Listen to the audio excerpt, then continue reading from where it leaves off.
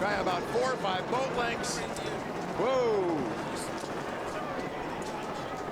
We've got some reviews that are going to be taking place. We did see them touch as they went into the south turn.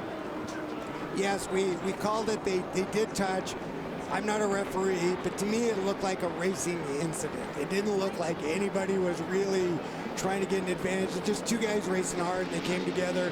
They survived it, but we'll see what the officials say.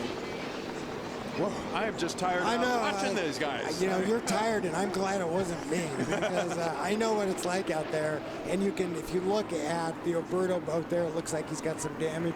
Looks like the sponson's got a hole in it. We saw the Graham trucking wing come apart, and hopefully we'll get to take a look at that going into the south corner. And okay, let's take a look at J. Michael Kelly when his tail came apart. Oh, he lost the side first. And then that's just a matter of time. It's coming apart. You see it coming apart on that side. And then what? Boom. Integrity's gone. And Jimmy Shane probably saw that and just started licking his chops. Well, and that's also why he went out a little wider. Okay, now we're going to get to see how close these guys came. I think they touched, but let's take a look. Oh, yeah, they touched. Oh, yeah. Absolutely. And you know, that beyond who touched who, that's very hard to do, to come together like that and keep control of both boats. These kids, well, kids, adults, but they're amazing race drivers. And we say they touched, but we need to also. Oh my! Mark, you want to tell him, Mark? Why don't you fill him in? Okay, we're going to take a look at the boats coming together, going into the south turn right here.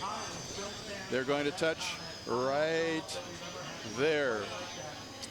And that has cost Jimmy Shane a 1-minute penalty from our officials who are right here with us. You know, that one's a hard one. I'm glad I wasn't either one of these race drivers, and I'm glad I'm not an official. I can understand why they made the call, but I don't know. To me, it just seemed like J. Michael came out a little bit, which is what he would want to do, and it looked like that Jimmy Shane did his job and tried to hold him in, which is what you'd want to do, and they touched. But the officials have made a call, and so that will cost Jimmy Shane the victory. Yeah, and it looks like Jimmy has been told that, perhaps by his radio man. That information is relayed to them because he is not celebrating right now. No. There are no celebrations, but at least at the present time. But we believe that we have the official call here, the 1-minute penalty on the Alberta. Now they are going to take a look at the view from the helicopter before this becomes final. So they're going to get the view from the helicopter of the two boats going into the south turn. And then the officials, who are standing right behind us, and are going to look at our video here in just a minute. So the officials right behind us are looking on our big screen. And the helicopter view is going to probably tell them exactly what happened. Again, I haven't seen the helicopter view. To me, it was a racing incident between two great drivers. Here's a look. So it looks to me like J. Michael Kelly on the red boat. He lost. He almost so look right there. Look at where he is to the buoy. He's supposed to be in lane 1. So Jimmy Shane trying to hold him in. But look at how far he is from the buoy. So there's a lot of lane there. So to me, it looks like J. Michael Kelly pushed out, and Jimmy Shane was just trying to hold him in. But well, let's check in with Alexis. She is with Jimmy Shane right now. Alexis? Yeah, Jimmy, obviously we're sorting a lot out right now. What's going through your mind? What are you hearing? I'm not sure. I know it was one of the best races I've ever been in my life. And I'm here now. There's a penalty for me moving, I guess, too tight in. And I think the 5 slid way out when we went into this turn. And I think the Alberta boat ran fantastic all weekend long. If it comes down to a penalty again this year, it's going to be a shame. Okay, now did you make contact? Did you hit the Graham trucking boat? We may have bumped just a little bit, but it was tight going into that turn.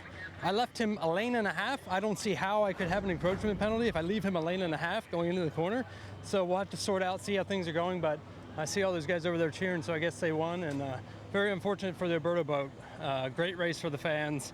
Have to thank Silver Cloud Inn, hotels, and obviously Point Inside this weekend for a great weekend.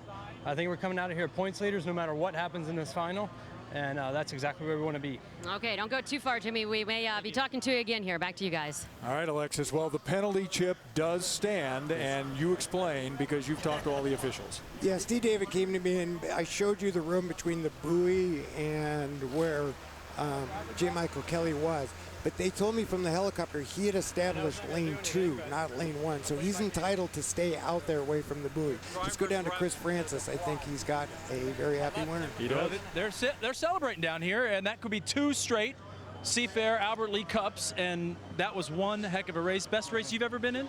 I can tell you I'm really wore out right now. Jimmy Shane and the Alberto team, man, I think we were both, the Graham Trucking 5-boat and Jimmy Shane and Alberto, I think we both were struggling from the get-go this weekend and even last weekend. And man, to run deck to deck with those guys, and it came down to the last lap. We lost our rear wing, which lost a boat ride, and then coming to this last turn, I had a huge whack. You know, so I'm guessing that's where the call was. You know, it's unfortunate for them, but man, Tell me about this. I mean, it fell apart on you halfway through the race. I mean, that's just amazing. Well, you don't give up.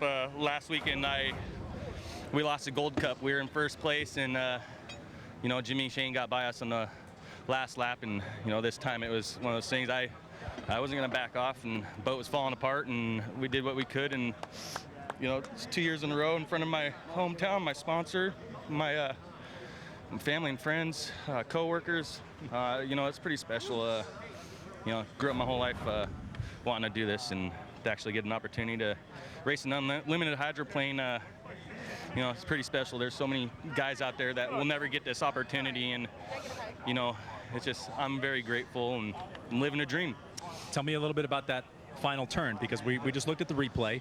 It did look like he turned into you, but then Jimmy Shane says, well, maybe he pushed out a little bit. So it's one of those racing deals. I know that's what Chip feels up in the booth, just kind of contact, and that's the way it goes down the stretch. Yeah, well, I actually I lost a lot of momentum when we bumped. You know, I wasn't sure what it was, but you know, my boat ride had gone away, and I went in that turn, and things kind of bouncing up and down. And the next thing I know, I'm getting hit, and it's pushing me inside the course, and I lost a ton of momentum, and I think that allowed him to gain even more on me. So, you know, I just, you know, it's unfortunate. If our rear wing wouldn't have come off, then there would have never been any issues. So this is probably true. Yeah. Hey, J. Michael Kelly, it's 2 straight years Seafair champion. Back to you guys. thank you. J. Michael will take home the trophy. It is official in that respect. Broken boat and all, he has won, gentlemen, as exciting a Seafair Cup championship as we have ever seen, Mark. And importantly, we brought all the boats back right side up. Chip, you talk about these drivers, not so young anymore, getting more experience, and here they are, deck-to-deck racing. What fun.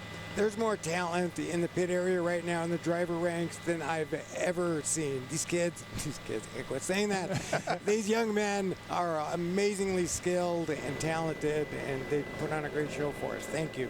Here are the results in the championship of the Albert Lee Appliance Seafair Cup. The Graham Trucking wins. Elstrom Elam Plus comes up for second place.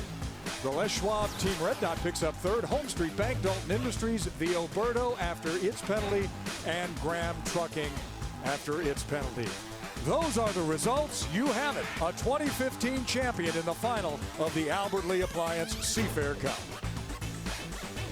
The final of the Albert Lee Appliance Seafair Cup is presented by Whirlpool KitchenAid and is presented for Seafair by Albert Lee Appliance.